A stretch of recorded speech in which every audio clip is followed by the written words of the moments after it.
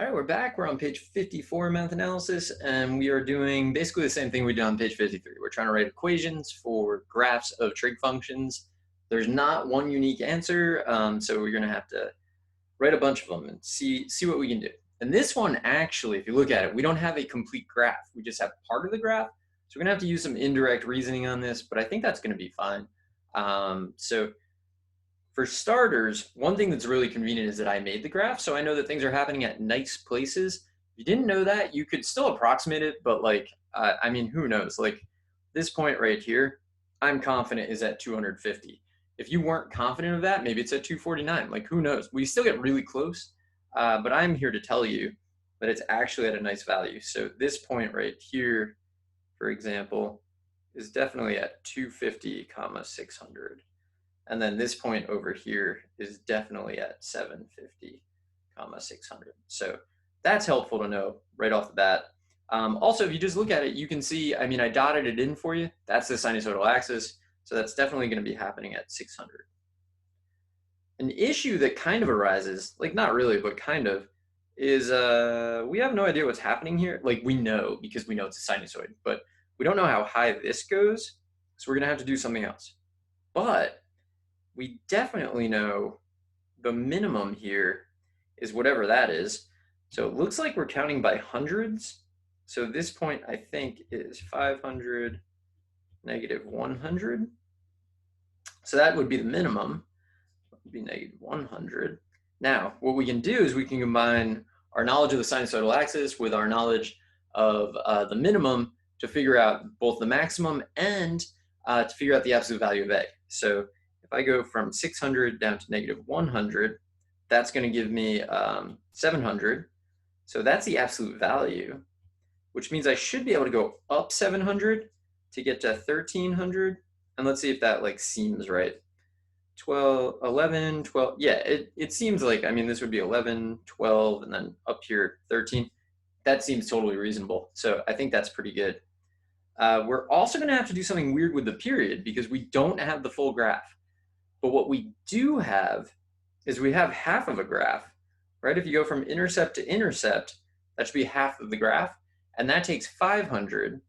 So this distance right here, try to get this.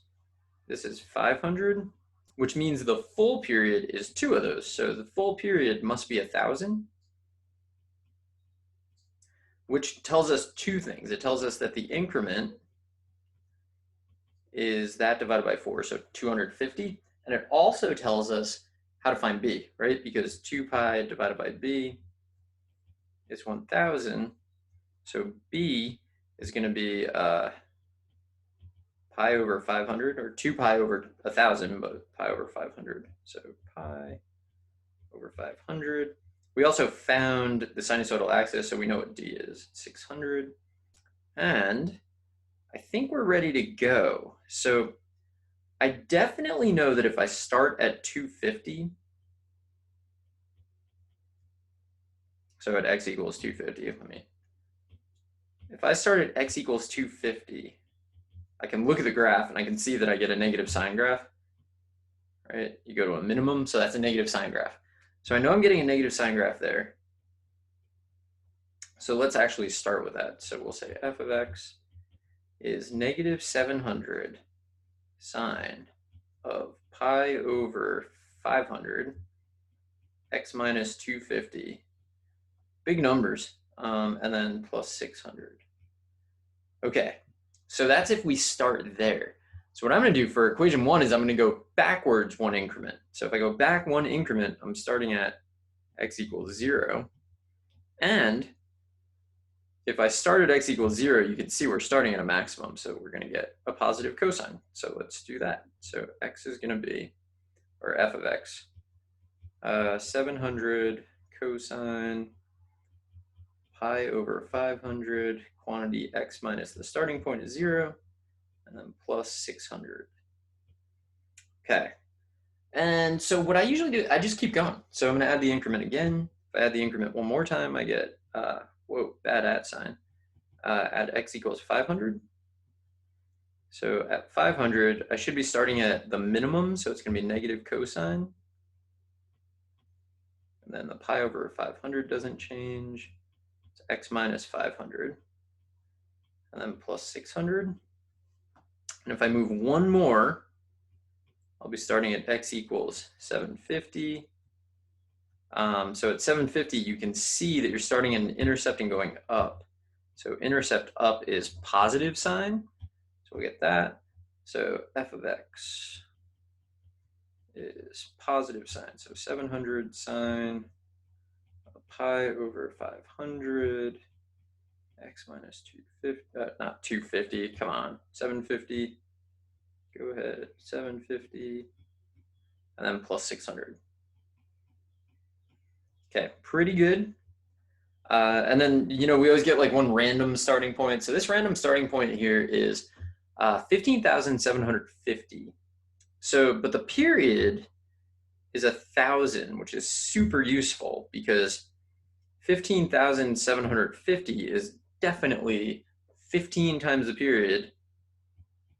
So I'm going to say it's 750 plus 15 times 1,000, right? 15 full rotations and then 750.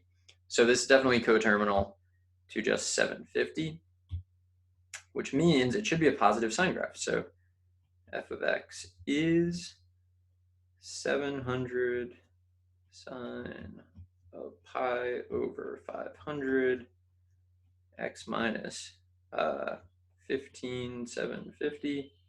So this one conveniently, because that number was huge, I was initially worried about it when I looked at the problem. I was like, I might have to do this. But because the period's 1,000, that you can knock off any multiple of 1,000, just look at what the remainder is going to be. And you can see that it's 750, so not bad at all. I think I'm going to come back in the next video and do the next one because it's actually a little bit different. I mean, look at that. There's no curve. I mean, could we, take the reins and just put in our own curve? We definitely could. Well, maybe for part of it. But anyway, I'm going to end this here, come back in the next one, and see if I can do that. So I hope to see you there.